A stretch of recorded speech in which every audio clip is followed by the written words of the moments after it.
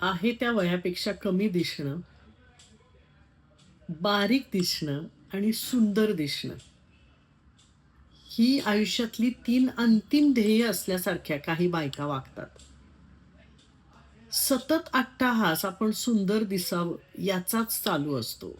मग हजारो रुपयांच्या ब्युटी ट्रीटमेंट्स करतात, मेकअपचे प्रॉडक्ट्स वापरतात. का? तर आपण लहान दिसावं, सुंदर दिसावं म्हणून. म्हणजे काही बायका तर मेकअप विना घरातल्या घरात सुद्धा वावरताना कॉन्फिडंट नसतात.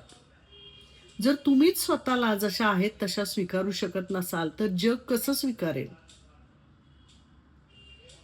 मुळात मला असं वाटतं, की चेहऱ्यावर एकही सुरकुती नसावी, असा अट्टाहास कशासाठी? ह्या प्रत्येक सुरकुतीमागे एक गोष्ट असते, एक अनुभव असतो, एक धडा असतो. अभिमानाने मिरवण्यासारख्या गोष्टी आहेत ह्या. आणि कितीही सौंदर्याची धडपड केली, तरीही जोपर्यंत तुमचा आत्मविश्वास दिसत नाही, तुमची बुद्धिमत्ता दिसत नाही, तोपर्यंत त्या बाह्य सौंदर्याला व्हॅल्यू शून्यच असते, असं मला वाटतं. एक वेळ चेहऱ्यावर चमक कमी असेल तरी चालेल, पण बुद्धिमत्तेची चमक जाणवली पाहिजे. काहीतरी नवीन शिकावं, समाजाला आपला उपयोग होईल असं काहीतरी करावं, आत्मविश्वास वाढवावा, वाचावं, हे सगळं करून बघा.